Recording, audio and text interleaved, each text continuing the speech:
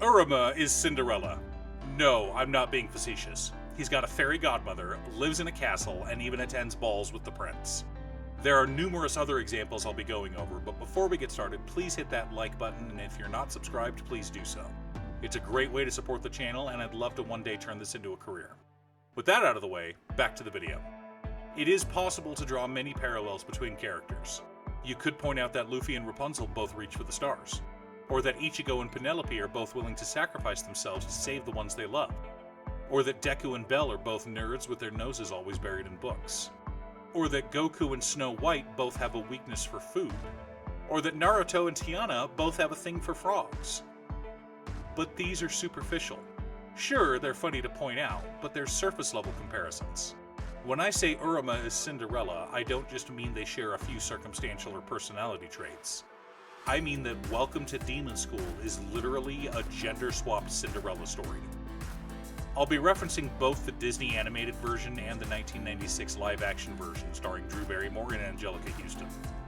Purists will complain I'm not referencing the original, but as a literary scholar, I say that purists are idiots.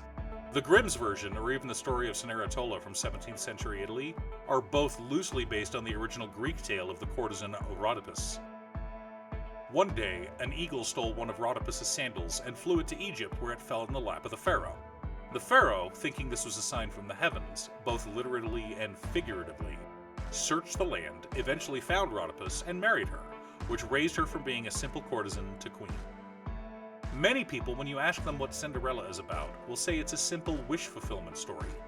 Cinderella wishes for a better life, and because she's a good girl, she gets her wish granted. I've always felt that to be a load of crap. Sure, the Disney version is like that, but Disney always makes simple-seeming stories to appeal to children that are still nuanced enough that adults won't hate watching them with their kids.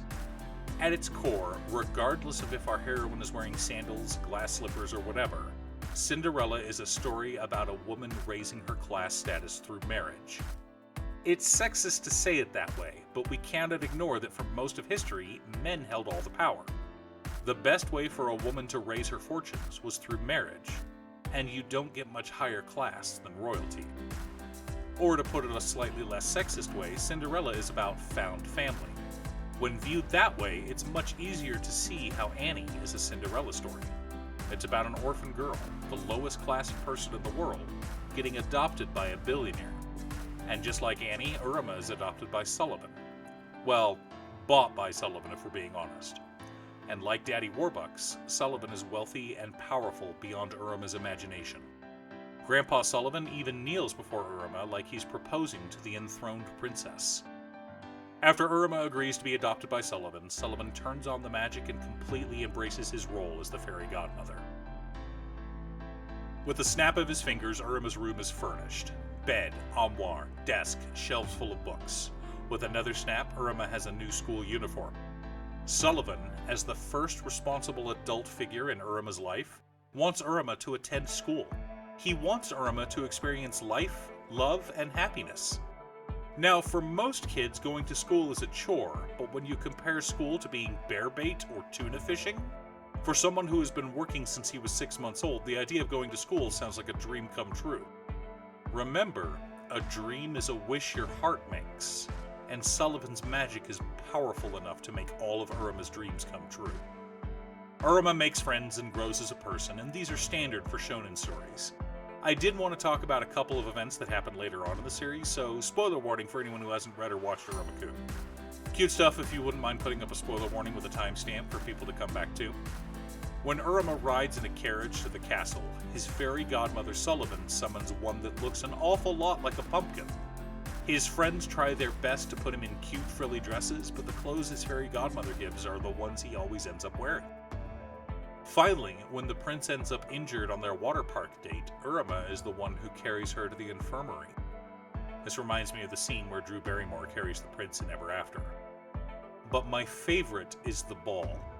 The prince, Azazel Amory, is surrounded by suitors but not interested in any of them, until one boy comes up to ask her to dance. The two step outside because Iruma doesn't know how to dance, and he didn't want to embarrass her, but they dance by the fountain, laugh, and share a tender moment together.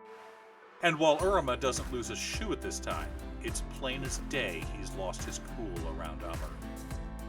Maybe one day he'll find it again, but that's the subject for another video. Thanks for tuning in.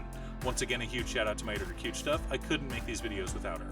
If you'd like to hire her to edit your own videos, there's a link to her Fiverr page below. I'm doing a push and trying to post new videos every weekday for the next few months, so look forward to lots of new videos in the near future. Or you can click here for more fantasy or isekai content. I've also started a Patreon. You can click the link down below or go to patreon.com/Damon. Stay safe, and I'll see you all again next time on Musings by Damon.